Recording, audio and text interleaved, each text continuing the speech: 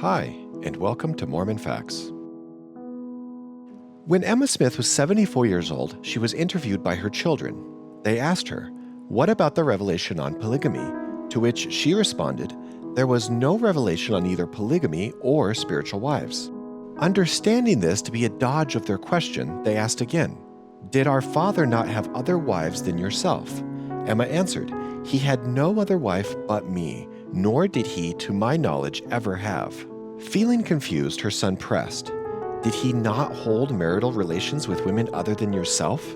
She answered, "He did not have improper relations with any woman that ever came to my knowledge." When researching the history of Emma Smith in polygamy, conflicting information can be so confusing that Emma's biographers aptly titled the book Mormon Enigma. Despite Emma's denial of polygamy in early church history, the documentation to the contrary is so overwhelming that any denial by Emma that she didn't know about it is simply not true. This is the story of Emma Smith and her relationship with polygamy.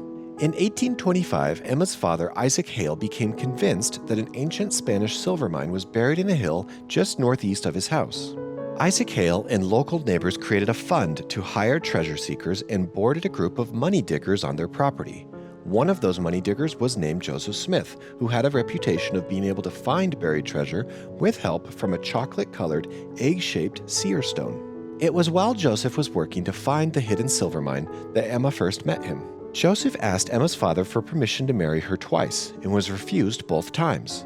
Isaac Hale understandably found Joseph's profession of scrying and money digging to be less than favorable. Ultimately, Joseph and Emma ran away together and got married anyway. Emma said, "I had no intention of marrying when I left home," but the next day, Joseph's arguments were persuasive. Emma's father never forgave Joseph. Isaac Hale said, "You have stolen my daughter and married her. I had much rather have followed her to her grave." 3 years after their marriage, Joseph founded the Church of Jesus Christ of Latter-day Saints, and one of the first converts was the Alger family. The Algers had a daughter named Fanny Alger. When Fanny was 15 years old, she was brought into the Smith home as a servant to help around the house. However, quickly after arriving in the Smith home, Joseph took a special interest in the young Fanny. Ultimately, Joseph and Fanny had a sexual affair that caused frustration with early LDS members, as well as contention and strife within his marriage to Emma. These events seem to be the beginning of Joseph's interest in polygamy, as he used the biblical practice of polygamy as a method to justify his affair with Fanny Alger. Remarkably, Joseph and Emma's relationship continued after the Fanny Alger affair. In 1843, Joseph began teaching the principle of temple endowments, but Emma was denied the blessings of her own endowment ceremony until she had demonstrated that she was completely obedient to her husband. This meant that Emma would have to accept the principle of polygamy by being obedient to her husband. Fearing that her exaltation was in jeopardy because of her disobedience, Emma agreed to give Joseph other wives, but only under the condition that she could choose the women he would marry. Emma picked 2 sisters, Emily and Eliza Partridge. Emma was in attendance of the marriage ceremony between Joseph and both of the Partridge sisters, while not knowing the entire time that Joseph had already married both of them 2 months earlier.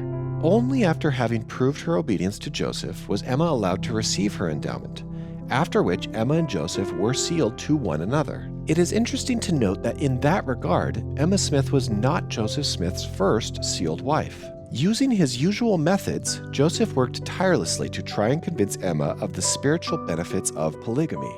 Understandably, while Joseph's appetite for new wives increased, Emma's frustration with her husband seemed to reach a fever pitch.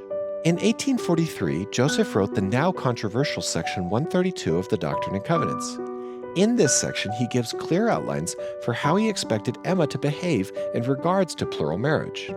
"Let thy handmaid Emma Smith receive all those that have been given unto my servant Joseph, and who are virtuous and pure before me." The revelation continued, stating that Joseph would receive from the Lord an hundredfold of this world of wives. It was made clear to Emma that she could either accept more wives willingly, or she could have them forced upon her. It was near the end of the summer of 1843 that Emma's tension with polygamy appeared to have momentarily eased.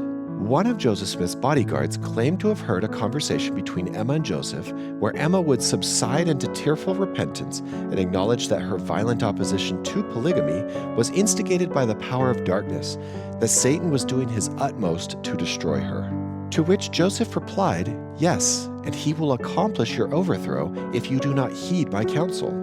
Despite her supposed claim of submission, in the winter of 1843, Joseph wrote in his journal that Emma had attempted to poison him. During a Sunday dinner, Joseph became ill, rushed to the door, and vomited so violently that he dislocated his jaw with every symptom of poison. Brigham Young later spoke of this event by saying, Joseph called his wife Emma into a secret council and told her of the time she undertook to poison him. And he told her that she was a child of hell and literally the most wicked woman on this earth, that there was not one more wicked than she. By the late summer of 1843, most of Emma's friends had either married Joseph or had given their daughter to him. As a result, she became isolated from her friends and associates. There is a story of early Mormon folklore that we hesitate to even mention because of the highly speculative nature of the story. Eliza R. Snow was one of Joseph's plural wives, and she was pregnant with a child from Joseph. In a rumored story, Emma and Eliza became embroiled in a physical altercation that resulted with Emma pushing or kicking Eliza down the set of stairs of their Nauvoo mansion house. Because of this, Eliza R. Snow suffered a miscarriage and moved out of the house the next day. 6 different accounts tell this story, but many are third-hand accounts, and even go as far as to mention that the story was a rumor or folklore and are not verified. However, many believe that some physical fight broke out between Emma and Eliza, but what exactly took place is impossible to say. It does not seem far-fetched, however, to assume that Emma was not happy about Joseph sharing their marriage with other women. Despite Joseph's insatiable appetite for extramarital relationships, Emma stayed faithfully by his side until his death, which took place in June 1844. Emma Smith was pregnant at the time of Joseph's death, and with the death of the prophet, a massive power vacuum was created in Nauvoo. Emma Smith worked quickly to try and secure that the next church leader was someone who would oppose polygamy. This person was Sidney Rigdon, whom Emma Smith scrambled to have appointed as the new prophet because of his extreme opposition to polygamy. However, Emma failed in her attempt, and Brigham Young was appointed as the new prophet of the church.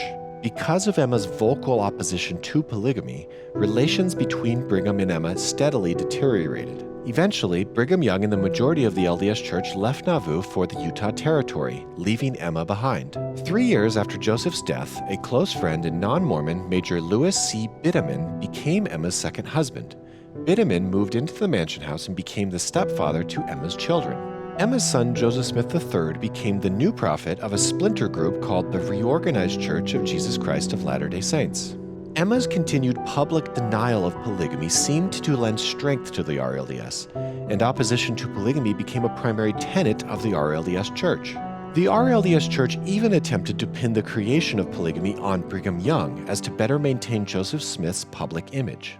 It appears that Emma attempted to clean up Joseph's tarnished reputation by denying that polygamy ever took place in the early church. Emma Smith died peacefully in her Nauvoo house on April 30th, 1879, at the age of 74. She is now buried next to her first husband, Joseph Smith, and his brother, Hiram Smith, in Nauvoo. Emma Hale Smith, by all measures, was an amazing woman. Mormon Enigma described her in the following manner. As a young woman, Emma was physically and emotionally strong with a streak of independence. Emma navigated her life through arguably the most controversial and difficult times of the early LDS Church. Thanks so much for watching, and if you enjoyed this video, please press the like button and subscribe to be updated with more videos from Mormon Facts.